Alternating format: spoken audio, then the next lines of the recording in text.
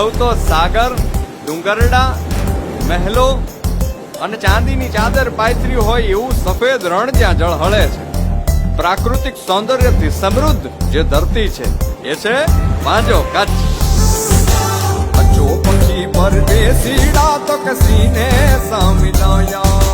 કચ્છો પક્ષી પરદેસીડા તો કસીને સામિલાયા. સીને સામિલાયા તો કે હાલ સજણ જે સુનાયા. કચ્છો પક્ષી પરદેસીડા તો કસીને સામિલાયા. આ રણ છે કે છે એક રેતીનો સમંદર. આ સમંદર છે કે એક પાણીનું રણ છે. આ દરિયાના મોજા ને પાછા ધકેલો તો સમજાય જાશે કે શું જિંદગી છે. તો સમજાય જાશે કે શું જિંદગી છે.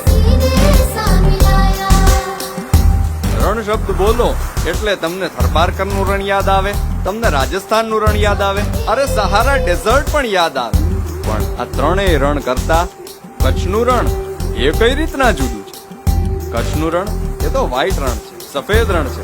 અહીંયા રેતીના ઢગલા નથી, પણ કોઈ માણસની કલ્પના જાણે વાસ્તવિકતામાં ફરી ગઈ હોય એવું સ્વર્ગથી સોહામણું આ સફેદ રણ છે.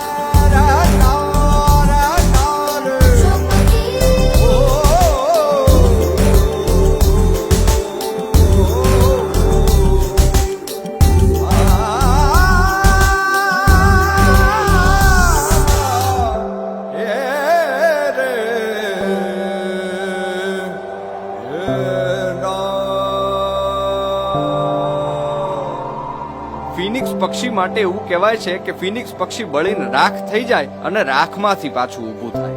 આપણે કચ્છીઓને જોઈએ ને ત્યારે આપણને એવું જ લાગે કે કચ્છીઓ પણ ફિનિક્સ પક્ષી જેવા છે. 2001માં જ્યારે ધરતીકંપ આવ્યો ત્યારે આ કચ્છની ધરતી ધ્રુજી ગઈ હતી. અનેક ઇમારતો પડી ગઈ, અનેક લોકોના ઘર પણ ધ્વંસ થઈ ગયા. પણ કચ્છીઓના મન મક્કમ છે. કચ્છીઓને કોઈ ધ્રુજાવી ન શકે.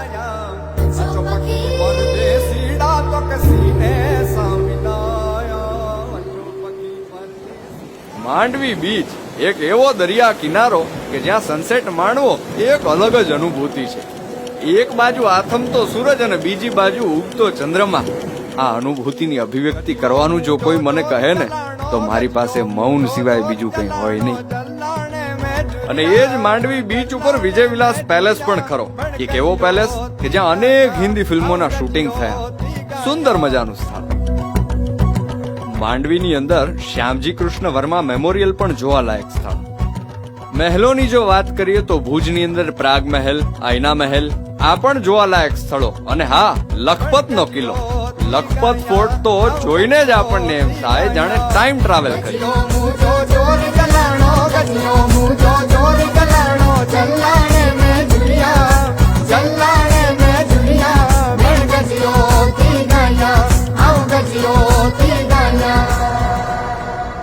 ધાર્મિક સ્થળોની જો વાત કરીએ તો જ્યાં અનેક ભાવિક ભક્તો પોતાના મનની આશા પૂરી કરવા માટે થઈ દર્શનાર્થે આવે છે એવા કચ્છના દેશ દેવી આ આશાપુરાના જ્યાં બેહણા છે, એ માતાનો મઢ હોય કે પછી નારાયણ સરોવર કોટેશ્વર હોય,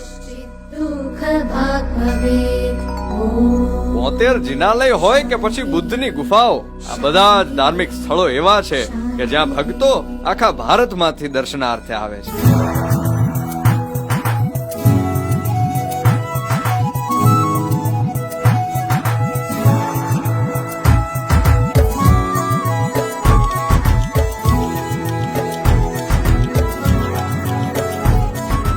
ડબલ રોટી એટલે કે દાબેલી.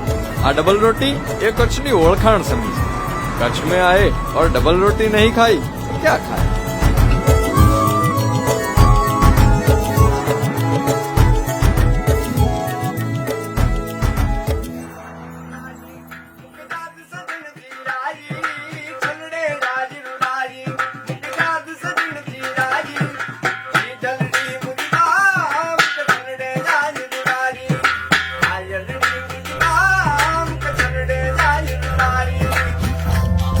કચ્છડો એ આ કચ્છડો, આ મારો કચ્છડો 12 માસ. કવિઓએ એવું કીધું કે શિયાળે સોરઠ ભલો, ઉનાળે ગુજરાત, વર્ષે તો વાગડ ભલો, પણ આ અમારો કચ્છડો એ તો 12 માસ.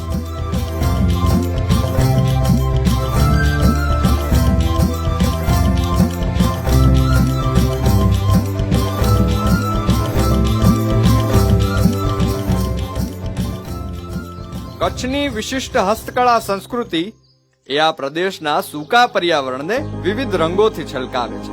કચ્છની હસ્તકળા એ માત્ર ભરણપોષણ નથી, અહીંયાનો સાંસ્કૃતિક વારસો છે અને જીવંત જીવન શૈલી છે.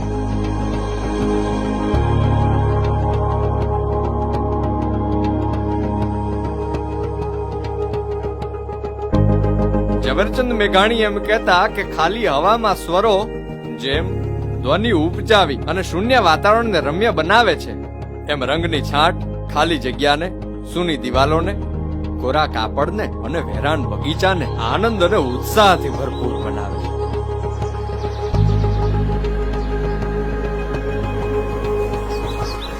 કચ્છની ધરતીમાં જો ઇતિહાસની વાત કરીએ તો છેક પ્રાગ ઐતિહાસિક કાળ સુધી જવું પડે. માનવ સભ્યતાનો જ્યાં સૂર્યોદય થયો એવી હડપ્પન સંસ્કૃતિના અવશેષો પણ અહીંયા ધોળાવીરામાં મળી આવે છે.